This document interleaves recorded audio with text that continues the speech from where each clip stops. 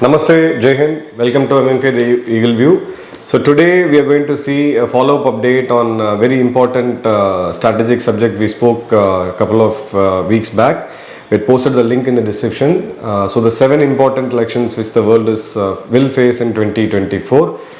2 of which is already over. We have seen return of Sheikh Hasina in Bangladesh.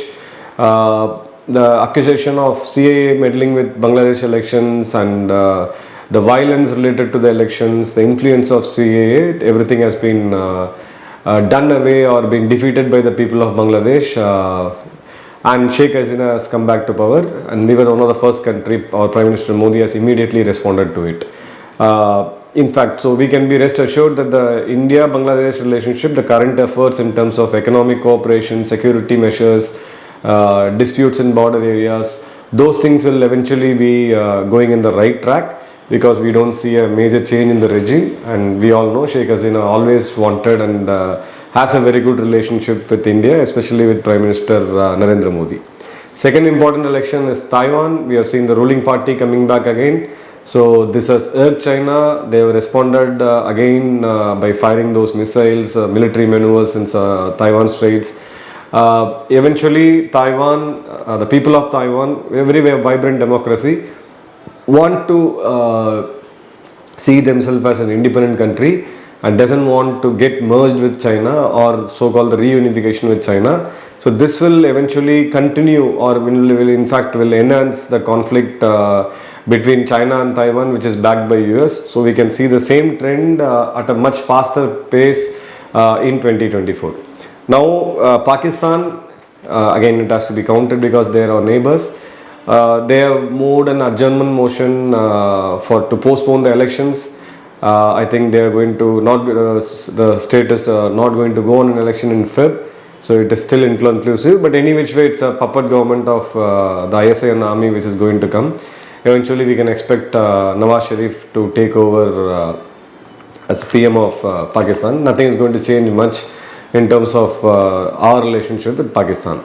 Now, the very important election of 2024 is India. So we have seen scenarios of who's going to win, what is the current trend, the pulse of the people. So we have various surveys by various media, various news agencies which keeps coming. Mood of the Nation by India Today, a lot of independent surveys. Almost every TV channel publishes a survey, and they have a war room. They post those numbers. So let's see what is in cards with the best of the understanding we got from the open source and speaking to people who are in the system. We are hardly a few months away from the elections. So let's see, is it 3.0 or is it something else? Is it going to be the so-called Indie Alliance, which is kind of trying to put a brave fight, united fight against the mighty BJP? So if you look at the elections which happened in 2023 November, which is likely to be seen as a semi-final for run-up of 2024. So if we recollect, before they came to power again, Modi 2.0 in 2019, they lost 3 of the major states in 2018 November. But eventually we saw an upsurge of almost 10 to as high as 15% vote increase for BJP, and literally swept all the major states above India's, where they couple of months before they lost the elections, and there was a sweeping change and they got re-elected. These 3 states alone contributed close to almost 70-80 seats for BJP. Now this election we have seen BJP thumpingly winning the 3 states, Madhya Pradesh, Rajasthan and Chhattisgarh, and without a CM face. Yes, Shivraj Singh Chauhan was kind of projected, or I would say like strategically unannounced CM candidate. But if you look at Rajasthan, if you look at Chhattisgarh, they literally was riding on a fact that you please vote for Modi. We know how to govern this country. We will get you the development. We will give you the best chief minister. So this is the way of we would say the brand Modi is becoming much more mightier, much more stronger, The result says it all. Complete sweep, a thumping win in 3 states. Telangana, they have put a very, very brave fight. The perception battle in Telangana was built very, very smartly by BJP. In fact, there was people outside Telangana who were watching Telangana politics over the news and over the media said, where is Congress exactly? Eventually, Congress won the election. But the incumbency against the KCR's government was primarily set by BJP. The narrative was set by BJP. And they have, I would say, performed reasonably well in terms of numbers, increasing their vote share from 7 to 14%. Now they are at a double-digit, vote share in Telangana. Now Congress, it has become a Congress versus BJP state. The regional strongman, Mr. KCR Garu, he is kind of hospitalized now. He has gone through a bad phase post-elections. What is the thing left with now? Will it become TRS, Telangana Rajya Samishti versus Congress, or it's going to be Congress versus BJP? BJP would always want it to be BJP versus Congress because they got 87% success rate in terms of fighting against the Congress, vis-a-vis fighting against a regional party. Let's see how it goes up. Now let's see what are the major strength to understand will BJP make it, or will maybe Mr. Modi ji will make it 3.0 or not. First of all, if you keenly watch the 2014 elections and subsequent elections then on, almost 20 plus elections, the voters of the country, the people of the country have strongly connected with Prime Minister Modi. They have a very, very strong emotional rapport with the Prime Minister. When emotions take over your mind, when you are emotionally connected with such a big leader, you throw anything at the leader. He may have gone wrong in few places. Things would have been like not expected. Like we have saw glitches in implementation of GST. We have seen glitches in terms of implementing the demonetization policy. There's a bit of pain during the first 2 weeks or so. But eventually, when you are emotionally connected with your leader, everything gets kind of washed off. So that's the core power of the BJP today, especially for Prime Minister Modi. He is a larger brand than the party. That's point number one. People, lakhs and lakhs of people have an emotional connect with him. That's point number two. I'll give you one example of how he is dealing the situation. There is a critic against Prime Minister that he doesn't meet the media. He doesn't give interviews. He doesn't go on debates. But the answer to that from Prime Minister Modi is that I speak to people directly. Man Ki Baat. It has already crossed 100 episodes. Now this has become, I speak with my people directly. Why should I even be bothered about the media? So the counter narrative provided, the alternative provided for this particular criticism has seen a massive reach, and people have acceptance. And as the media also got into a lot of political thing and the politics into media, the reputation of a media house today is at all-time low. No media is respected by any citizens. The respect and trust on the media has gone down so badly that if somebody says that Prime Minister Modi is not connecting, why is he not giving interviews to TV channels, or why is he not taking questions from the media? The answer to this is like he speaks to me directly. Now look at the third thing. So we saw Prime Minister speaking about the Revedi culture, the freebie culture, and later on we saw the BJP manifesto in the 5 state elections, where they also offered some would say freebies, and then we suddenly stopped, saw this completely stopped. There is no much speak about against the freebie culture. So if you look at the political parties, say for example Rajasthan, Congress announced, or they promised 10,000 as a honorarium for the women head of the family. So that roughly translates to 800 rupee per month.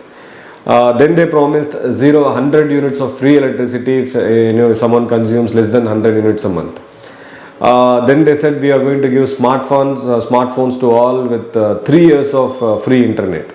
Now you look at this three on one side.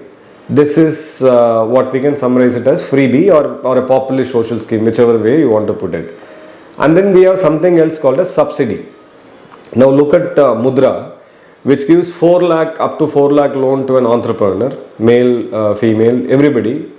It gives 25% subsidy for a female, 25% subsidies for the marginalized class like the SCs and the scheduled tribes. It gives a certain amount of subsidy for ex-servicemen and so on so. Now, when you give that 4 lakh of money, eventually it comes back. The money starts rotating. Everybody contributes to economy. Maybe 5% default here and there. But that's how the popular scheme works. No scheme can reach 100%. But 90% people who have got the Mudra loan have been benefiting, and they have been either selling products or services, which in turn contributes to the government. So the 25% subsidy which has been given here, in fact, contributes directly to the country's growth. So it's a kind of an investment, micro investment, we can say. Whereas giving smartphones, free internet for 3 years, and then you promise, free electricity. Now we know all the state and electricity corporations under severe financial stress. When you subsidize something, then you get it loaded to somebody else, right? So there are considerable sector of middle class and upper middle class people, or I would say even the lower income group, who will eventually use more than 100 units of electricity. They get taxed. So it's that old way of tax the rich and give it to the poor, the Robin Hood socialistic mindset of schemes. This particular promise hasn't been taken by the people of Rajasthan. The same trend we saw it in Madhya Pradesh, the same trend we saw it in Chhattisgarh. Chhattisgarh, we have sizable tribal population. In terms of independent GDP, individual GDP, Chhattisgarh is a much poorer state than compared to other states. But people didn't take this freebies at all. So the difference between giving a subsidy, targeted subsidy, which will eventually lead to growth, which he famously sloganed as "Sabke Saath, Sabke Vikas," versus giving something free. Mobile phones, I think possibly every Indian is already buying a mobile phone. We have 80 crore plus mobile phones in the market today, with the people today, and giving a free internet connection for what? So these are the pinching questions which the opposition, especially led by Congress, hasn't understood yet. Now look at the other side. If you keenly observe, speak to people, post-COVID, we have been locked down for quite some time. A lot of people were interested in watching news. They started, a lot of people started watching geopolitics, economic, how the country is being run. So the cost of freebies, countries example like Pakistan, Sri Lanka, even Maldives now, people are clearly seeing through the danger of freebies. Mindless freebies versus targeted subsidy. These are like, there's a very, very thin line which happens. For example, let us look at a scheme where Tamil Nadu government, one of the government gave free laptops to the students. This laptop becomes an investment. The particular poor student has an advantage of having a laptop, connecting it to the world, use it for his studies. There will be 5 to 10% of pilferage, that is fine, but the purpose of giving that is kind of achieved, you can say. So we can, the direct correlation with this is, if you see literacy rate further going up, reduction in number of high school dropouts, more people enrolling into engineering, or more people going into technical studies. So these are the clear indicators to check whether the scheme has worked or not.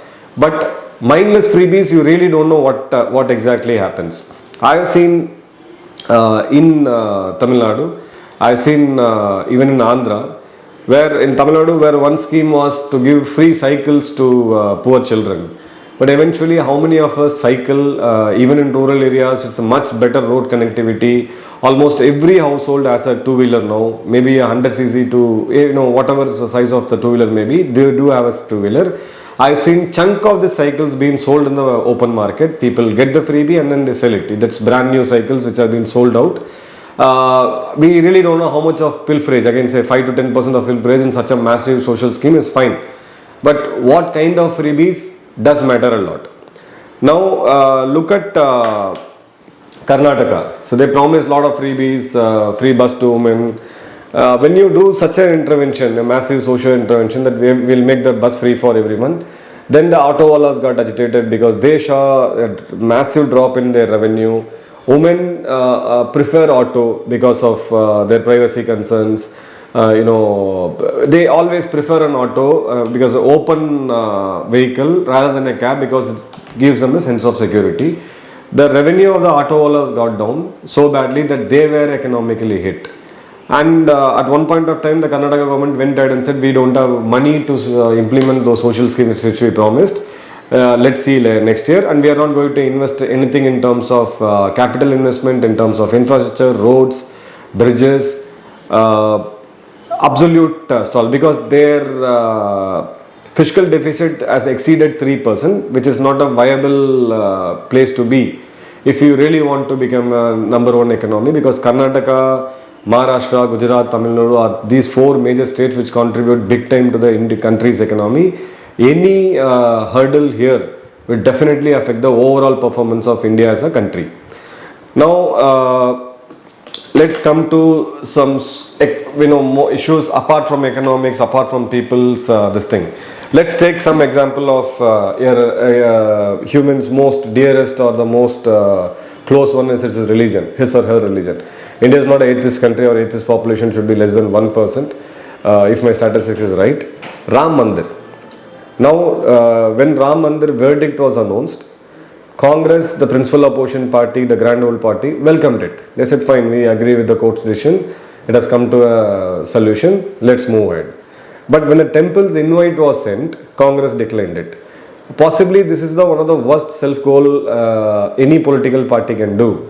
We all know Congress is now kind of, they want to regain the religious minorities votes back in their fold, sizable chunk of Dalit votes back into their fold, sizable chunk of farmers votes back into their fold. Now when you are focusing on this thing, so you went and opposed the farm law, and then there was a protest which happened, then you said, we thought that we are going to win the farmers vote. Eventually Punjab election results showed it was not the case. Aam Aadmi Party defeated Congress. Now look at Ram Mandir issue. The moment you say that we welcome this court verdict, the chunk of secular votes in Congress terms, secular is a very, very subjective and a very funny word, because the goalpost keeps changing from A to B to C to D.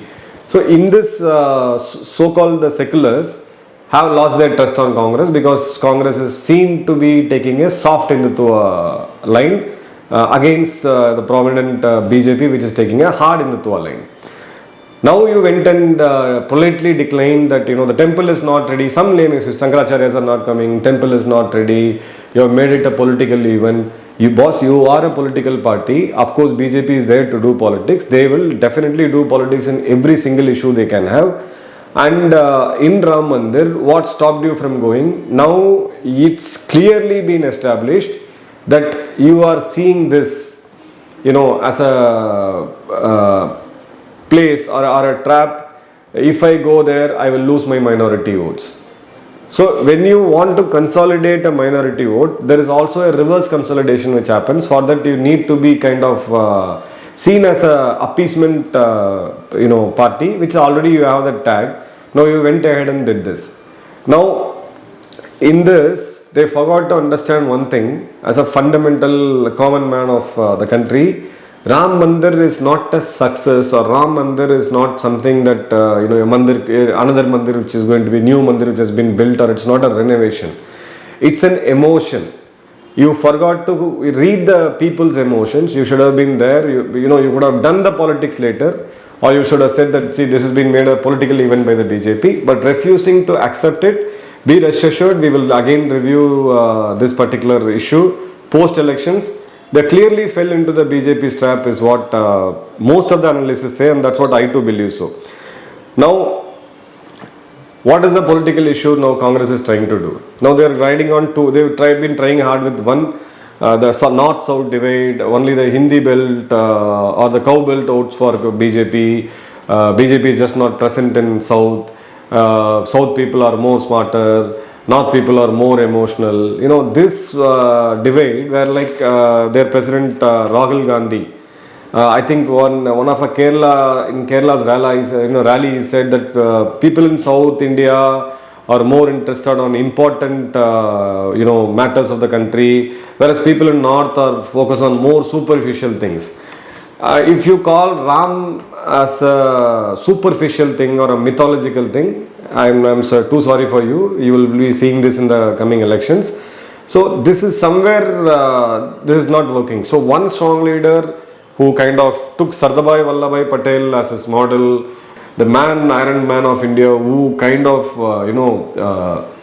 got all the princely states in and made the resurgence of the current India, where everybody was got into, folded into the constitution, into the democratic fold. On the other hand, you say that North is this and South is this, and we have seen nasty political comments below the belt and third-rated comments from various politicians who are Indie allies today. But will it actually make you gain anything in South? They tend to believe that Karnataka and Telangana, it's kind of a rebirth for Congress. We arrived. We are no more a dead party. We are like two major states, Karnataka and Telangana. Telangana was predominantly Congress had this leader. Congress had this structure to capture the anti-incumbency votes of KCR. Exactly what happened in Karnataka. Bommai was seen as a weak chief minister. The government was seen collapsing. The government was seen inefficient, and there were corruption issues which was posted. So you need a credible alternative. In kind of it's a kind of even though JDU is there and they had sizable amount of farmers and the Muslims voting for them, they said, okay, to defeat BJP, to punish BJP, we are going to vote for Congress. It is being taken as a success in South, so we will be able to consolidate 100 plus seats. But the reality is, BJP has got 29 MP seats in South India today, southern part of India. Congress has got 28, and DMK, of course, the third biggest party in overall southern part of India, has got 23. So in number of seats, BJP is actually one seat above Congress. But the narration is something which is like they've been going on with this north-south divide, which actually there are no takers and people are getting irritated with it, because on the other hand you have PM Modi, who's a very staunch nationalist, who go rights on nationalism, sometimes hyper-nationalism, where people see the frenzy of it. We see the wrath of the Indian people's reaction against Maldives. It is like a social media kind of dictating terms to a different country. A very unseen thing. We have been seeing. We have been seeing rousing pride of being an Indian. Not only here, you have seen Indian diaspora being actively involved in politics. In almost 60 plus countries, they have been in for quite some time, especially in US and UK. Against this, now what is the alternative you are giving in the north-south debate, so which is again not going to work. Third thing and the last thing what I would say, final thing I would say is that now you are taken that old card, Mandal card back, OBC caste census. Obviously these three states we have seen there is no takers. BJP would not leave anything to chance. They have made a OBC Yadav as a chief minister of Madhya Pradesh. And in fact, removing Shivraj Singh Chauhan would have not been a such great decision or a liked decision even within the party. They went ahead with it. Rajasthan, we saw three new faces. A Brahmin becoming a CM in Rajasthan, a Rajput woman becoming a deputy CM, and then there is a Dalit deputy CM in it. So, and we have seen a tribal leader becoming a chief minister of Chhattisgarh. So this social experiment, if they feel that only by demanding for caste census and all those rhetorics by Rahul Gandhi in the parliament, already it has lost its sheen, it has been shot down. And the delivery of welfare mechanism, be like PM Kisan Fund or be it Ujjwala Yojana, Jan Dhan Yojana, and the revolution of UPI, digital payments, how it has enabled small vendors to actually make their livelihood better. This is a complete package which kind of they have been riding on. Jan 22nd, we have the rammandir inauguration, followed by that's seen as a poll bugle of BJP. The India Alliance, sheerly depending on the arithmetics and sheerly depending on that, by personally attacking the Prime Minister Modi without giving any credible alternative to the people of this country have become much more wiser. Their political acumen is much higher than it was like 10-15 years before. We can clearly see Modi 3.0 as a reality. Whether it's going to be 300 plus, 350 plus, or is it going to be 400, we will have a review in a month's time. Thank you all. Jai Hind.